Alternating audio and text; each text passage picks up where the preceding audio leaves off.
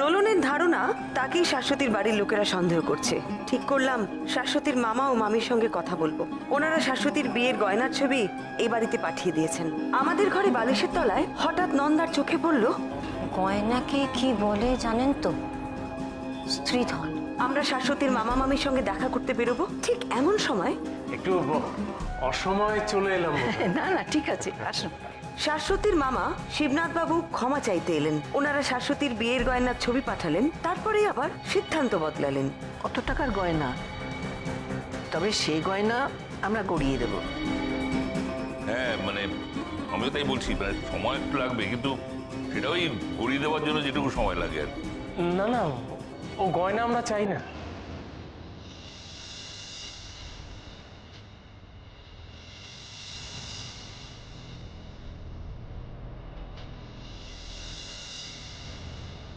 যে ছবি আমরা পাঠিয়েছি সেগুলো আপনারা ফেলে দিন।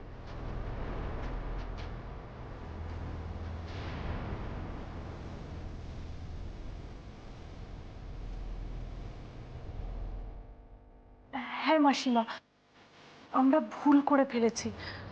আসলে সংসারের টাকা পয়সা এসবের থেকে অনেক বড় সম্পর্ক, আত্মীয় স্বজন। আর দেখুন না, আপনাদের সাথে সদ্য কুটুম্বিতা হয়েছে, আর তার মধ্যে আমরা এত বড় একটা অন্যায় করে ফেলেছি। আমাদের ক্ষমা করবেন। অবশ্য আপনারা বড় ঘরের মানুষ, জানি সেসব কথা মনে রাখবেন না। আর আর ওই গয়নার জন্য আপনাদের সাথে আমরা সম্পর্ক নষ্ট করতে চাই না কিছুতেই।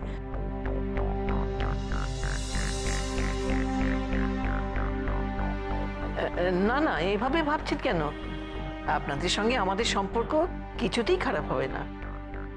আপনারা আমার ছোট নাত বউয়ের বাবা মার মতন। হ্যাঁ মাসিমা, আপনি আমাদের সকলের মাথার উপরে অভিভাবকের মতো। আপনার ছেলেদের মতো আমিও তো আপনার একটি ছেলের। একটা অন্যায় করেছি বলে আপনি আমাকে ক্ষমা করবেন না? চিচি, এ কি কথা? ক্ষমার প্রশ্ন আসছে কেন? দেখুন, ওই সব গয়না যেমন ভাবেই হোক আমরা মেয়েকে আবার গড়িয়ে দেব।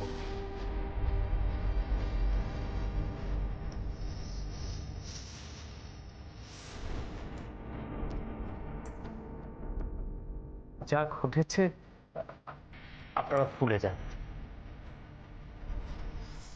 না না, আপনারা গয়না গড়িয়ে দেবেন কেন? এই গয়না চুরির দায়ে আমাদের পরিবারের লোকের ওপর থানায় রিপোর্ট করা হয়েছে। না, যেভাবে হোক আমরা গয়না গড়িয়ে দেবো। এই নিয়ে আর কথা বাড়াতে আমরা চাই না। না না, থানায় কোনো রিপোর্ট থাকবে না, আমি কেস তুলে নেব।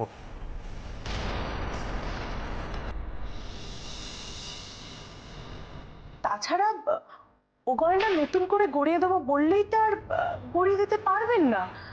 কারণ শুধু সোনার গয়না হলেও না হয় কথা ছিল, কিন্তু তাতে হিরে মুক্ত চুনি পান্না এসব দামি দামি পাথরের কাজ আপনারা নিজেরাই তো দেখেছেন।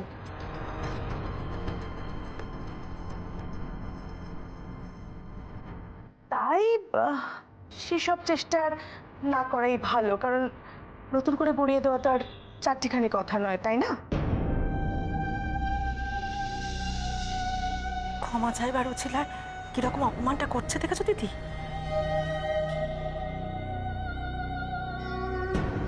না, আমার নাত বউয়ের গয়না হারিয়েছে, আমার বাড়ি থেকেই হারিয়েছে, আমরাই গড়িয়ে দেব, আপনারা নন।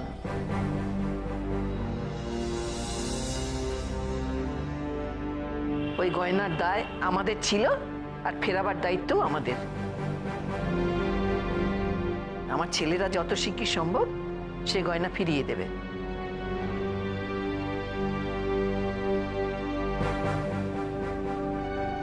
মা যা বলেছেন তার অন্যতা হবে না। আমরা যত শীঘ্র সম্ভব ব্যবস্থা করছি। দেখুন, আপনারা যখন বলছেন তখন আমাদের কথা যখন শুনবেনই না তখন আর কি। তবে হ্যাঁ, আমাদের দিক থেকে কিন্তু জোর করে কোনো দাবি নেই। হ্যাঁ, আর আমরা তো যা বলার বলেছি। এর উপর আপনারা যা করবেন তার উপর তো আর আমরা কিছু বলতে পারি না, তাই না?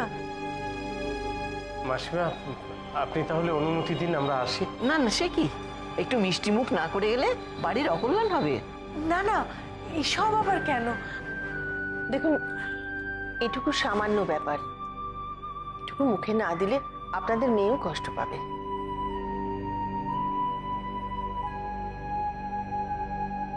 ওনারা বোধহয় সাবেকি নিয়মে বিশ্বাস করেন। ওই বলে না, মেয়ের শ্বশুরবাড়িতে জল স্পর্শ করতে নেই, কি সব নিয়ম আছে না।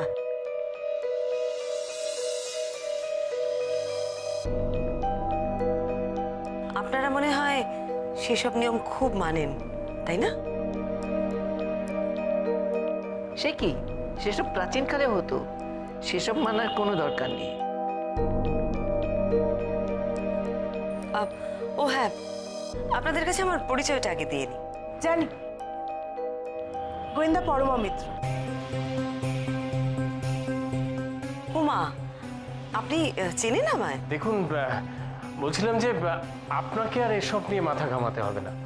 আমরা নিজেরাই কেসটা তুলে নেব ঠিক করেছি। আত্মীয় স্বজনের মধ্যে কেউ চোর বলে গণ্য হোক, এটা আমরা একেবারেই চাই না। আমার খুব অদ্ভুত লাগছে জানেন, আজকেই আপনারা গয়নার ছবি পাঠালেন ছবি দেখে গয়নাগুলো করিয়ে দেবার জন্য, আবার আজই আপনারা চলে এলেন কেস তুলে নিয়ে সবকিছু মিটমাট করে দেবার জন্য। হঠাৎ আপনাদের এই মত পরিবর্তন?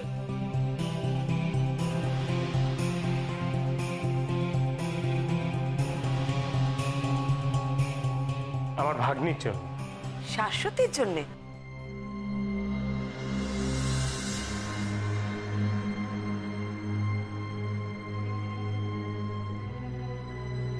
শাশ্বতী বলেছে আপনাদের কেস তুলে নেবার জন্যে? না না, অত কথা গুছিয়েও বলতে পারে না। শুধু ফোনে হাউ হাউ করে কাঁদছিল আর বলছিল যে তোমরা আমাকে যে ঘরে বিয়ে দিয়েছো তোমরা চাও না যে আমি সেখানে সুখে থাকি। আমি বললাম, সে কি রে, তোর ভালো থাকার জন্যই তো আমরা। তখন মেয়ে বলে কিনা, আমি যাদের সঙ্গে থাকবো তারাই যদি এত খারাপ থাকে তাহলে আমি ভালো থাকি কি করে?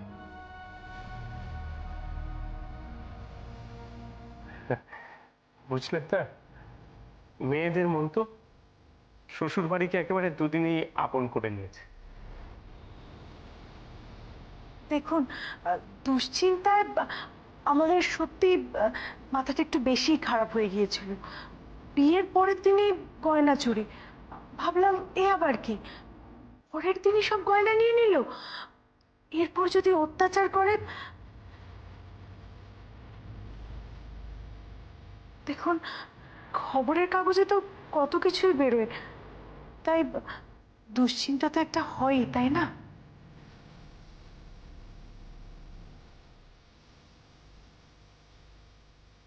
তবু আমরা স্বীকার করছি যে আমরা যেটা করেছি সেটা সত্যি খুব বাড়াবাড়ি হয়ে গেছে। আমি থানায় গিয়ে কেসও তুলে নেব। মাসিমা, মাফ করবেন, আমরা আসি। সুমিতা, চল। একেবারে শুকনো মুখে চলে যাবেন? না না, মেয়ের অকল্যাণ হোক এটা আমরা একেবারেই চাই।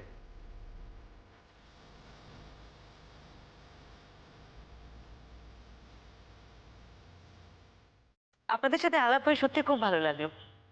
আমি হয়তো এর মধ্যেই আপনাদের বাড়িতে যাব, তখন আপনাদের সাথে ভালো করে কথা হবে।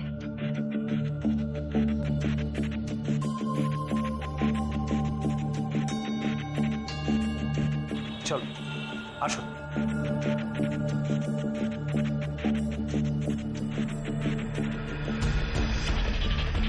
বাবা, বাবা, এ কি? বাবা, আপনার পায়ে পড়ি বাবা, আপনি ঠাম্মাকে বোঝান বাবা। বোমা, বোমা, পা ছাড়ো, পা ছাড়ো, পা ছাড়ো বোমা। বাবা, দয়া করে আপনারা গয়না গড়িয়ে দেওয়ার জেদ করবেন না, আপনি একটু বোঝান না ঠাম্মাকে। মামা তো বলে দিয়েছে গয়না চাই না গয়না। আপনি একটু ঠাম্মাকে বোঝান না বাবা, প্লিজ বাবা। বৌমা, শোনো শোনো শোনো, কি কি পেটের মধ্যে কথা গজগজ করছে তো? বলবো আমার কি মনে হচ্ছে, মিলিয়ে দেখবে তোমার সাথে মেলে কিনা। বল। দিদি ভাই, এ তো গভীর জলের মাছ গো। শুধু আর কিচ্ছু বলবে না? তুই ঠিকই ভাবছিস নন্দা, ওই মামা বাবু ভদ্রলোক গভীর জলের মাছ। আর আর আর কিসে মাছ দেখতে এলে তুমি? পাকাল, এই দস্যি ছেলেটা তোকেও তপসে মাছ বানিয়ে দিয়েছে। তাছাড়া তাছাড়া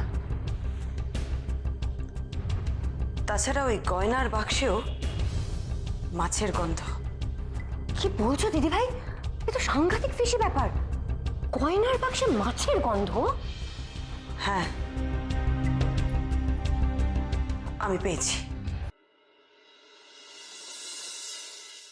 মা ডেকেছো? হ্যাঁ, ভেতরে আয়।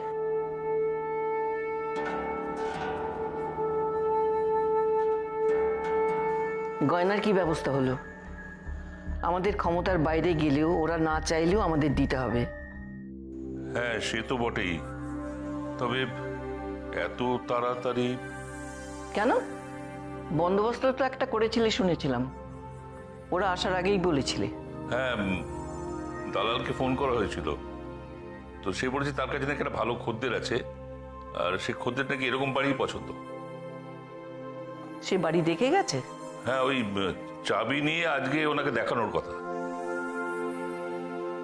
ভালো, তবে তোমরা আরো চেষ্টা করো, ও না কিনলেও যাতে অন্য কেউ নেয়। আমি দেরি চাই না। মা, ওই ছোট বৌমা বলছিল যে ঠাম্মা কেন শুধু শুধু জেদ করছে, মামা যখন গয়নাগুলো ফেরত চাইছে না, মানে আমার পায়ে ধরে কান্নাকাটিও করছিল। তুমি কি সেটাই মনে করছো নাকি গয়না দেওয়ার ব্যাপারে? না মা, মানে আমি তোমাকে বলছিলাম ও যেটা বলেছে আর কি। আসলে ও নিজেই খুব বিব্রত হয়েছে কিনা। সে বিব্রত হয়ে আছে আমি জানি, কিন্তু ওর মামা যা বলেছেন আমার মনে হয় সেটা উনি মন থেকে বলেননি। হ্যাঁ, সেটা আমারও মনে হচ্ছিল। আর যদি মন থেকে বলেও থাকেন না, আমাদের সম্মান আমাদের কাছে, গয়না আমরা ফেরত দেবই। তাহলে পরমা মিত্রকে কি বলবে মা? উনি কি ফিরে যাবেন? তা কেন? বাড়ি বেচা হতে তো 2-1 দিন সময় লাগবে, তার মধ্যে ও যদি কিছু করতে পারে, আর সেটা যদি করতে নাও পারে, আর যদি বাড়ি বেচাও হয়ে যায়, তবে ওর কাজের তো কোনো বাধা নেই। তাহলে আর ওনার কাজ কি? নতুন গয়না গড়াচ্ছি মানে তো এ নয় যে আমরা পুরনো গয়নার খোঁজ ছেড়ে দেব। চোর ধরার চেষ্টা তো ছেড়ে দেব না। বসিরহাটের বাগান বাড়িটাও হয়তো যাবে, কিন্তু সম্মান যাওয়ার থেকে সম্পত্তি যাওয়াটা আমি ভালো বলেই মনে করি।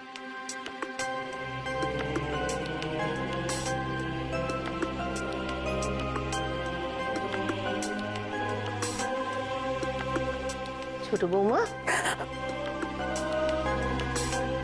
এ কি, তুমি আবার কান্নাকাটি করছো? মা, সবকিছু আমার জন্য হয়েছে মা। এত বড় কাণ্ডই হতো না যদি আমি এই বাড়িতে না পা রাখতাম।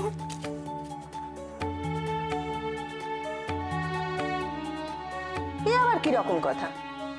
তুমি নিজে কানেই তো শুনলে তোমার মামা মামিকে ঠাম্মা তোমার বাবা কি বললেন। এসব নিয়ে তোমাকে ভাবতে হবে না। মা, আমি তো বাবাকে বললাম ঠাম্মাকে একটু বোঝাতে, এই গয়না আমি গড়িয়ে দিতে হবে না মা। মামাও তো তাই বললেন। তাহলে কেন মা সর্বস্ব বেচে আমার গয়না গড়িয়ে দেওয়ার কথা হচ্ছে? আমার জন্য এই পরিবারটা পথে বসবে, এটা আমি চাই না মা। এটা আমি কখনো মেনে নিতে পারবো না মা। তোমার জন্য কিচ্ছু হচ্ছে না ছোট বৌমা, যা হচ্ছে সব আমাদের কপালের দোষ। তাও ভাগ্য ভালো এই বসত বাড়িটুকু আছে আমাদের। আমি সত্যি অপয়া, অলক্ষী। আমি নিজে ঠিক করে রাখতে পারিনি বলে তো সবকিছু হারিয়ে গেল বলো। আমি জানি মামা মামির কথায় আপনারা কতটা আঘাত পেয়েছেন, কিন্তু আমি সত্যি বলছি মা, বিশ্বাস করুন, মামা মামি আমি আমরা কেউ চাই না, আমরা কেউ গয়না চাই না মা। আপনি আপনি একটু ঠাম্মাকে বোঝান না মা, আপনি একটু বোঝান না মা, এই ভুল বোঝাবুঝি কেন যেন মিটিয়ে ফেলে, আপনি একটু বোঝান না মা প্লিজ। শান্ত হও ছোট বৌমা। দেখো, তোমার ঠাম্মার উপর কথা বলার ক্ষমতা আমাদের কারণ নেই। এটুকু বলতে পারি যে ওই গয়না দিতে হচ্ছে বলে এ বাড়ি থেকে তোমার আদর চলে যাবে, এটা তুমি ভেবো না। তোমার ঠাম্মা তার বড় নাত বউয়ের মতনই তোমাকে ভালোবাসবেন। আর গয়না গড়িয়ে দিতে পারলে যে এ বাড়ির মান মর্যাদা বজায় থাকবে, এটা তো তুমি এ বাড়িতে বউ হয়ে এসেই বুঝতে পেরেছো, তাই না? আমার কিচ্ছু ভালো লাগছে না মা, কোথা থেকে কি যে হয়ে গেল আমার মাথায় কিচ্ছু আসছে না। শুধু আমি এটুকু বুঝতে পারছি, যা হচ্ছে সব আমার জন্য হচ্ছে, আমার জন্যই এই পরিবারে এত অশান্তি মা। আমি আমি মরে গেলেই ভালো হতো। ছি, এসব কি কথা বলছো তুমি? কিছু কান্নাকাটি করে ইস, চোখ মুখের কি অবস্থা করেছো তুমি?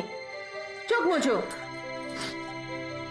শোনো, বেলা হয়ে যাচ্ছে মা, আমি যাই খাওয়ার ব্যবস্থা করি। কি তুমি বসো তো, বসো। মা চলুন আমিও যাই।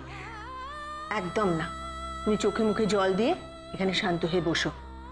একদিন না গেলে কিচ্ছু হবে না, আমি সামলে নেবো মা, তুমি বসো। আর কান্নাকাটি করো না, শরীর খারাপ হবে। যাও।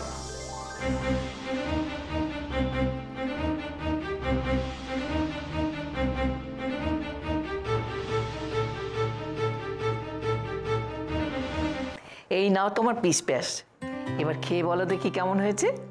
দেখেই তো মনে হচ্ছে দারুণ হয়েছে মাসিমা। কি হলো, তোরা খাওয়া শুরু কর। আপনারা খাবেন না?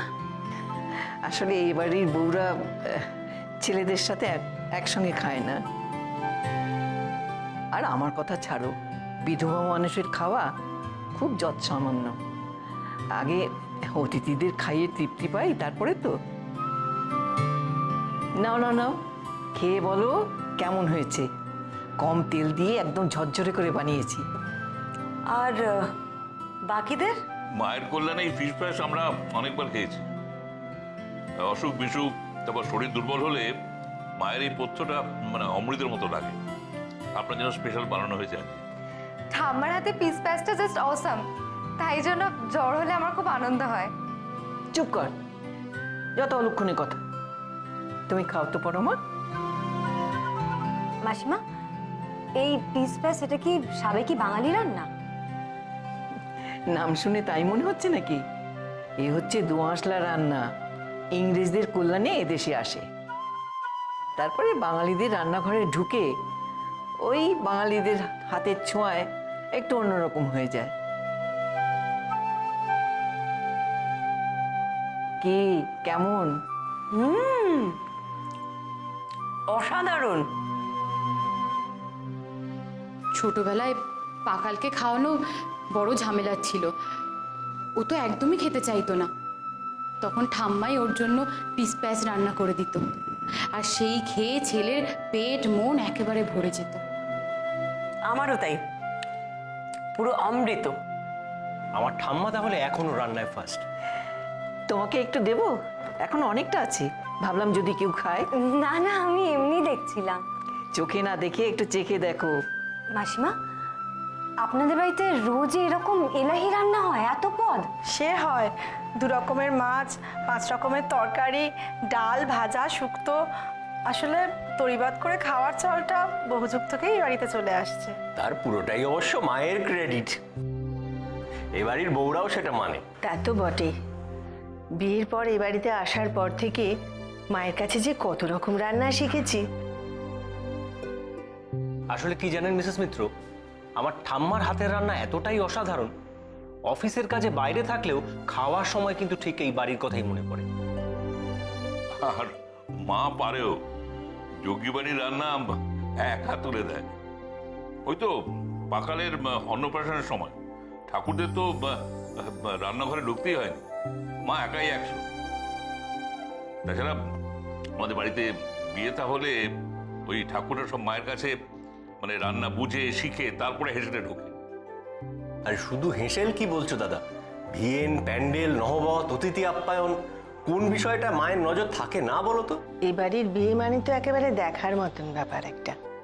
বাড়ির সবাই কোমরে গামছা জড়িয়ে একেবারে উদ্যোগী। বাড়ির ছেলেরা এরাই ধুতি গামছা পরে বিয়েতে পরিবেশন করে। আমার এরকম সাবেকি বিয়ে বাড়ি যে কি ভালো লাগে কি বলবো আপনাকে, আজকাল তো দেখাই যায় না।